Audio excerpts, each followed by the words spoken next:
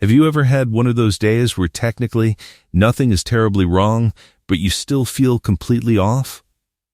You wake up tired. You check your phone. You tell yourself you'll get your life together today. And somehow, 3 hours later, you're sitting in the exact same spot, wondering where the morning went. Yeah, same. And the frustrating part is that you probably already know what you're supposed to do. Exercise more. Eat better. Sleep 8 hours. Meditate, read, journal, stop scrolling. Great advice. Terrible plan if you're already exhausted. Because when you feel overwhelmed, adding 20 new responsibilities to your life doesn't make you feel better. It just gives you 20 more things to feel guilty about. So instead, let's make this ridiculously simple. Here are 7 tiny habits that don't require you to completely reinvent yourself. They're small enough to start today, but powerful enough to change how your day feels. And the best part? You don't have to do all 7. Start with 1. Habit 1. Get out of bed before you touch your phone. This sounds almost too simple. But think about what happens when your phone becomes the first thing you interact with every morning. Before you've even stood up, you're already consuming other people's lives. Messages, notifications, news, videos, arguments, someone else's vacation. Someone else's success, someone else's carefully edited morning routine, and suddenly your brain has started the day reacting instead of choosing. So try something different. When your alarm goes off, put your feet on the floor before you unlock your phone. That's it. You don't need a 2-hour morning routine. You don't need to wake up at 5 a.m. Just create a tiny gap between waking up and consuming information. Stand up, open the curtains, drink some water, walk to the bathroom, give your brain 30 seconds to exist before the internet starts asking something from you. It sounds insignificant. But tiny moments of control have a funny way of making the rest of your day feel more manageable. Habit 2. Make your bed badly, yes.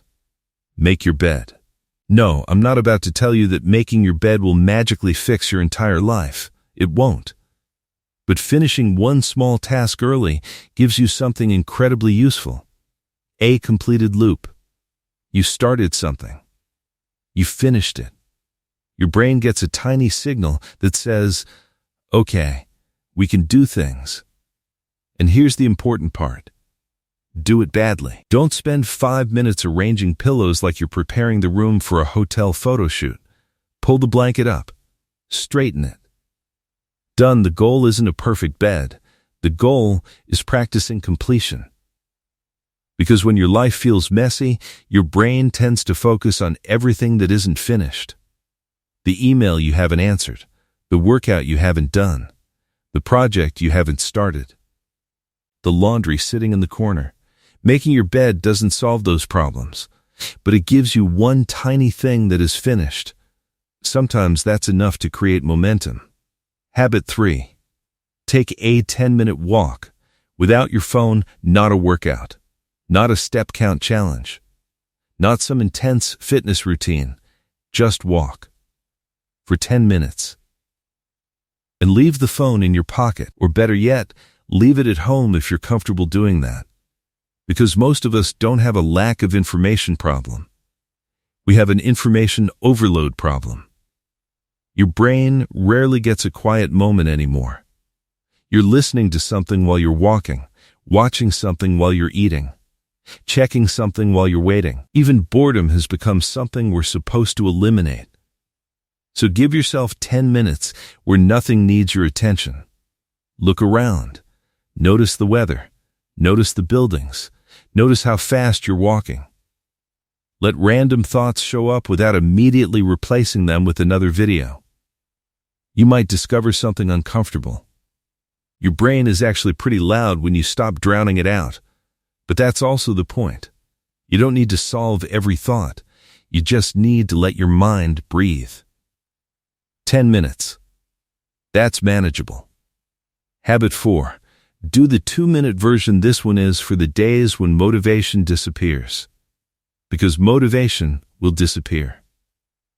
You can make the perfect plan on Sunday night. You can feel inspired. You can promise yourself that Monday will be different.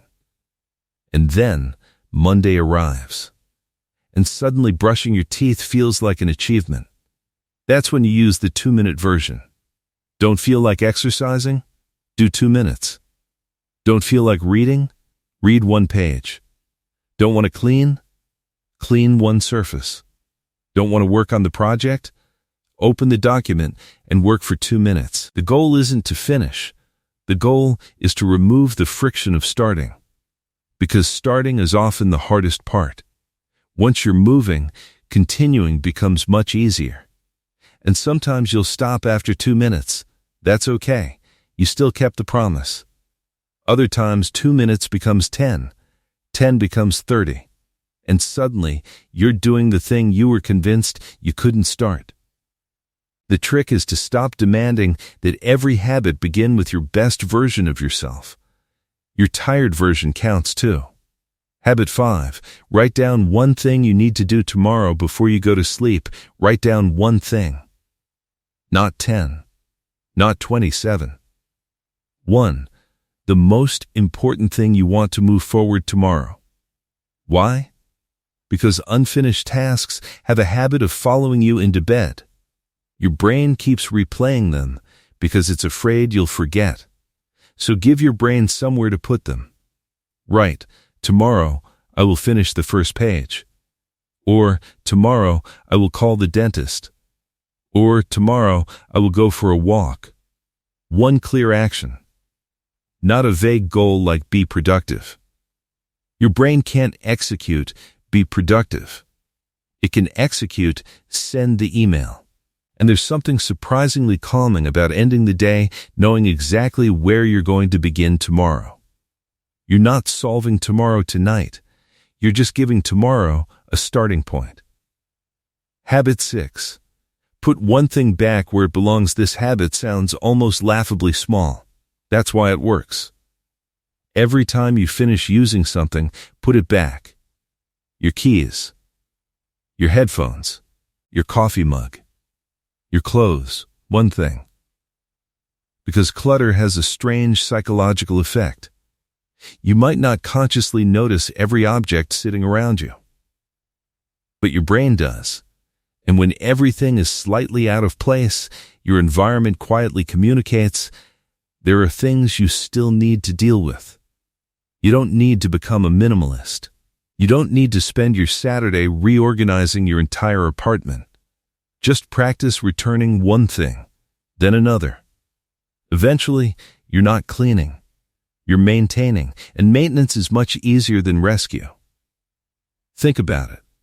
It's easier to wipe a small spill immediately than to discover it 3 days later.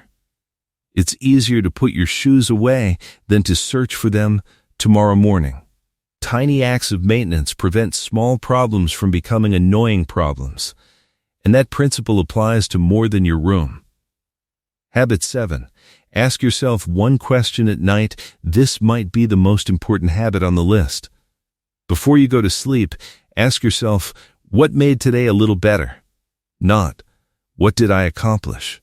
Not, was I productive enough? Not, did I waste time? Just, what made today a little better? Maybe you had a good conversation. Maybe you laughed. Maybe you went outside.